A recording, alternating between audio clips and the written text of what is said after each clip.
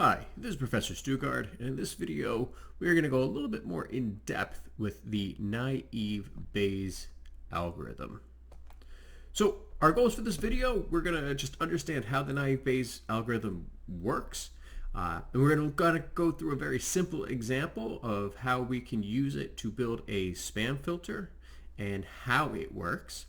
And we're also going to talk about what makes it naive and what adjustments we might need to make to also make it work. What parameters might have to be tuned.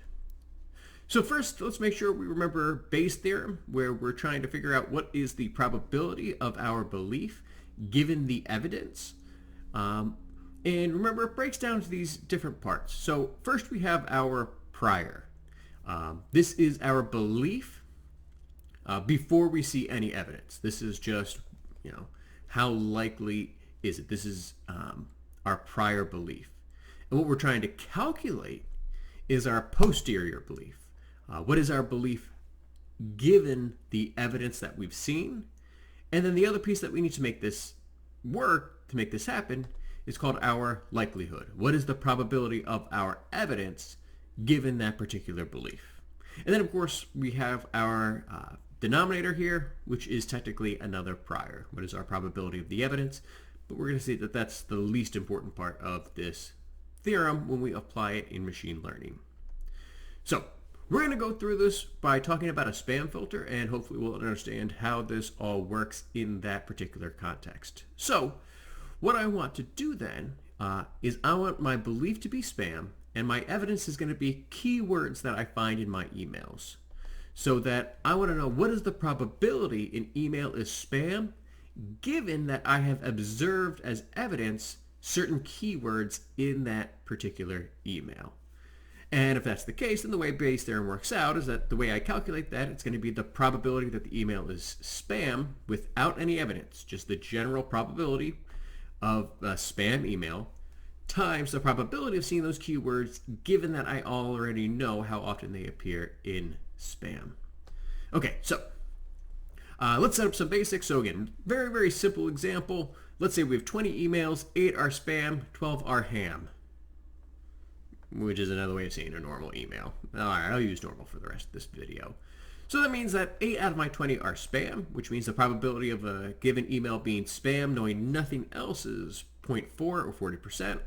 And then the probability that an email is normal is the 12 out of 20, which is 0.6. So again, without any evidence whatsoever, the probability that an email is spam is 0.4. So that is our prior. That's our prior estimate. So we're going to pick a few keywords. And like I said, this is an artificially small example. We're going to see in the next video when we actually do a machine learning algorithm to create a spam filter, how we can update this for hundreds and thousands of words. But for now, we're going to pick just 4 simple words: winner, money, free, and breakfast. And we want to know, what is the probability an email is spam, given that we may or may not see these different words. So that's our goal. We're going to start off with just the one word, winner. Our goal is going to be to determine which is more likely. An email is spam or an email is normal, given the word winner appears in the text of that email. So what we're going to have to calculate is actually 2 probabilities, and then we're going to compare them. We're going to calculate the probability that an email is spam, given I see the word winner, and the probability that an email is just a normal, regular email, given that I see the keyword winner.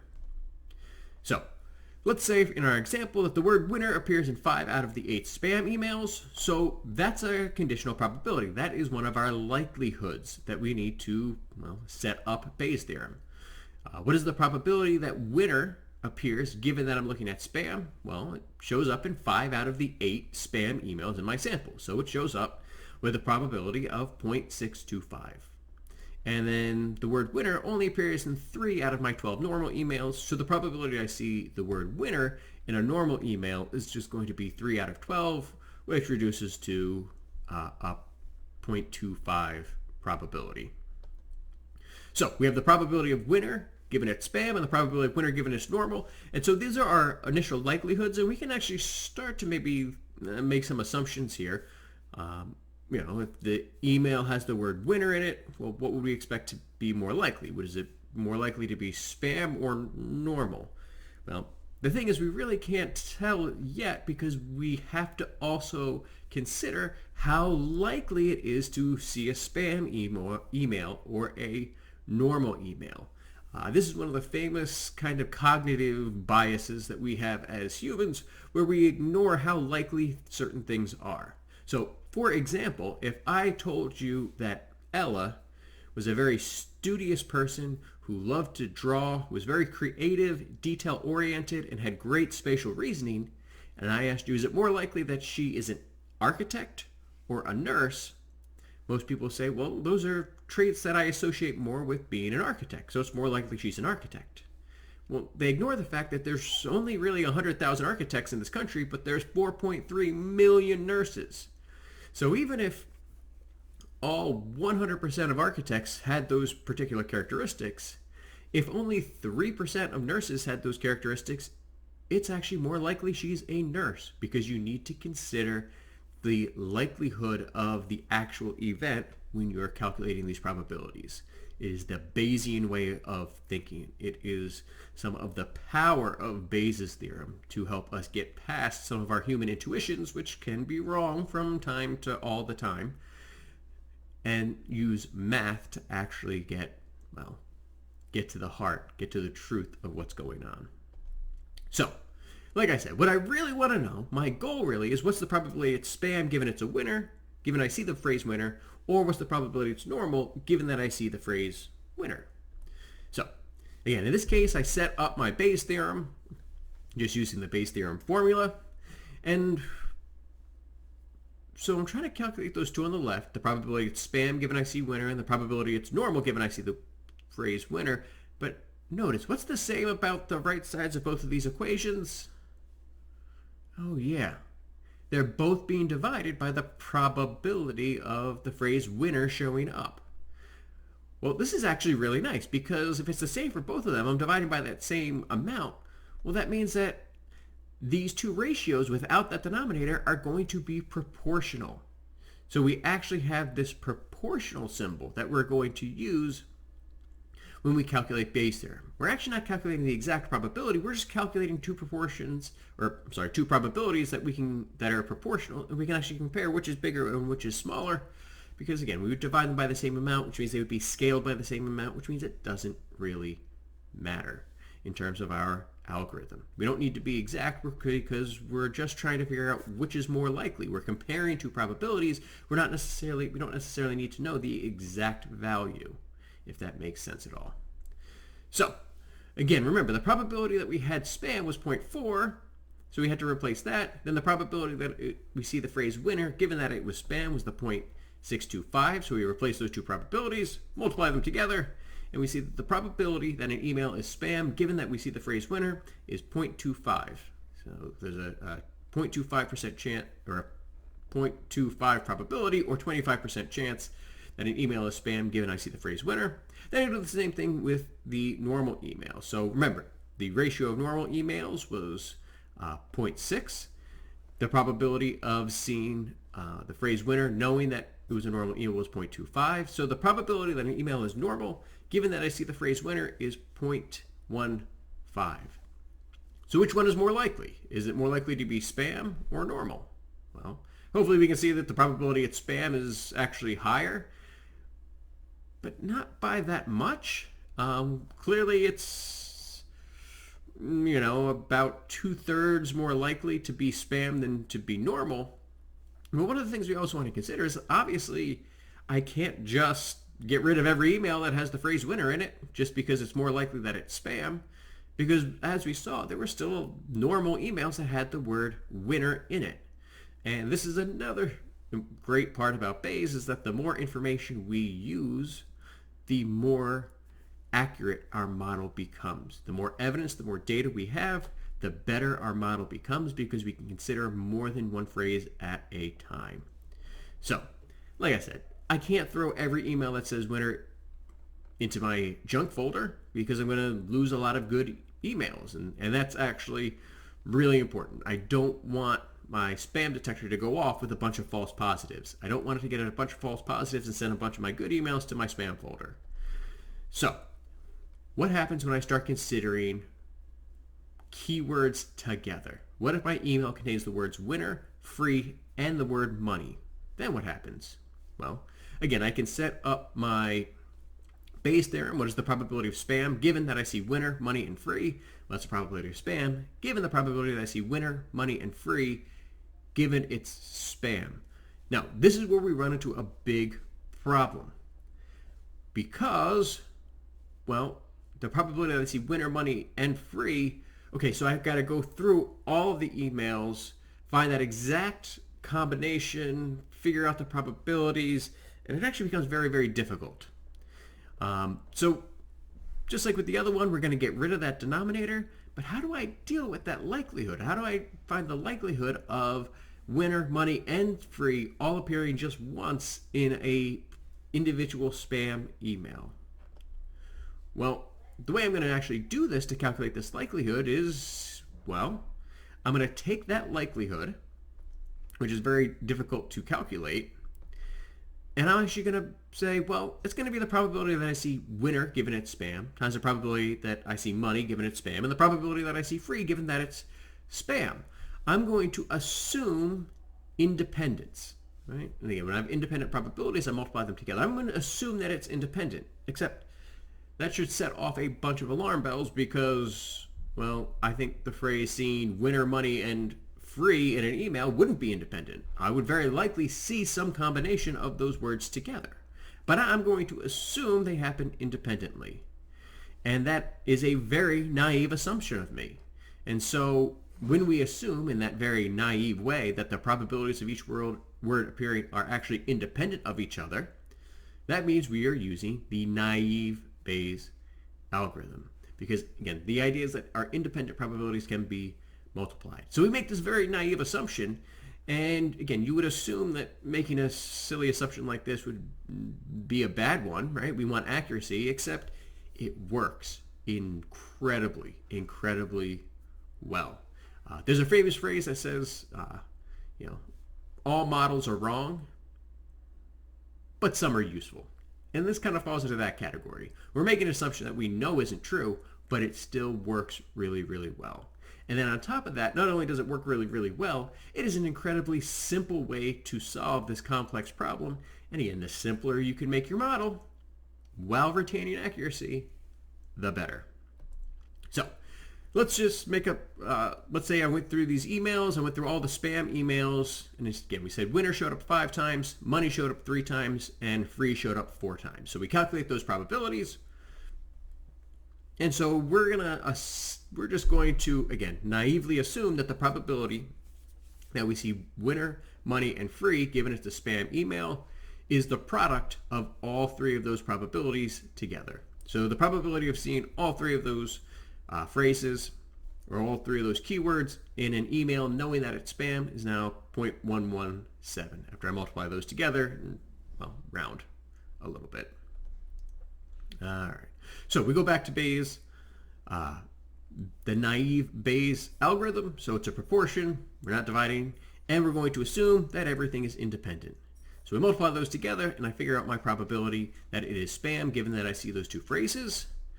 And, well, now I got to do it for normal emails as well, right? Again, I need to compare those 2 probabilities. I need to figure out the probability it's spam, the probability it's normal, and then compare the 2 together to see whether or not it gets sent to my junk folder or it stays in my regular inbox. All right, so again, we got to go through, take our sample, figure out how many times those words show up. So again, winner showed up 3 times, money only showed up 1 out of 12 times, the word free showed up 4 out of 12 times. We calculate each of those probabilities, we multiply them all together, and so the probability that all 3 of those phrases appear in a normal email is 0.007. So we go back to our Bayes theorem, we replace those 2. Again, it's a simple product, we just multiply, and now we compare our 2 probabilities, the probability it's spam and the probability that it is a normal email.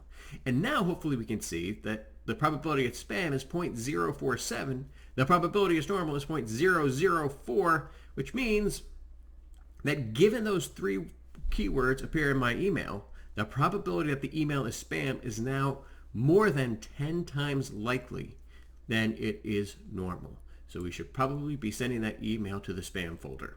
Now again, in practice, we use a entire dictionary of words, but the process, the concept is exactly the same as what we're doing right here.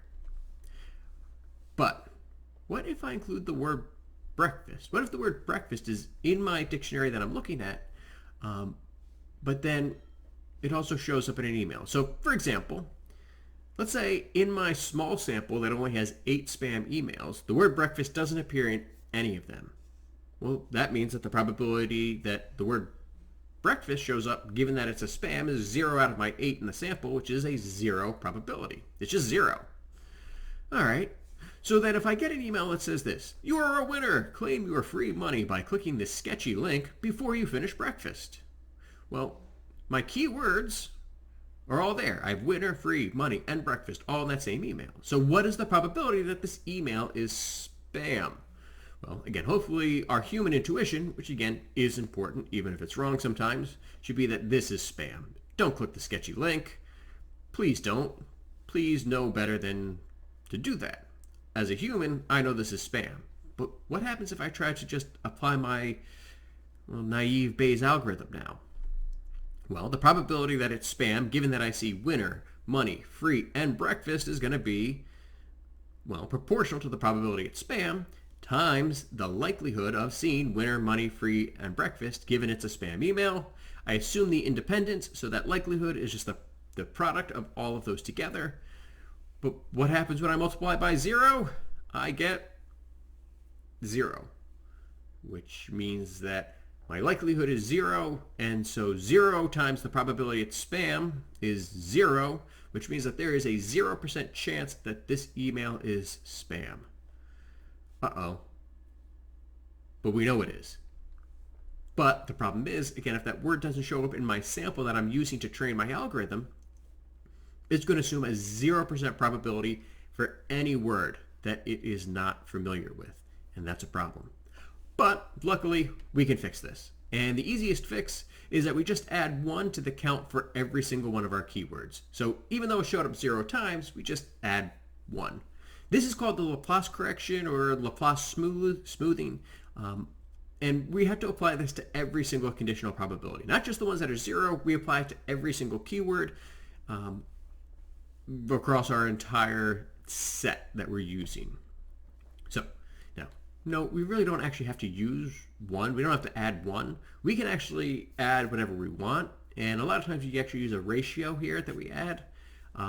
And typically this is a parameter that we tune. What do I add to each of these counts to make sure it works well? I can tune that parameter, and it is typically given by the Greek letter alpha. Typically it's the parameter alpha that we can use to help tune our algorithm. But the idea is, again, here's my original set of probabilities given it's spam, and we add 1 to the numerator and to the denominator to do our Laplace smoothing. So if 5 out of 8 had the word winner in it, knowing it was spam, then the proportion I'm actually going to use for my probability is 6 out of 9. I add 1 to the top and to the bottom of every single one of my proportions, every single one of my probabilities for each one of these keywords. So same thing with money, add 1 to the top and the bottom, so it becomes 4 out of 9. Add 1 to the top and bottom for free, so it becomes 5 out of 9. And then again, the important one is breakfast. We add 1 to the top and bottom, so instead of being a 0% probability, it's now a 1 out of 9 probability. The key being that I have no 0 probabilities left. So now if I calculate it this way, and if I multiply all this together, I get a non-zero probability. My likelihood now becomes 0.018. That becomes my likelihood now.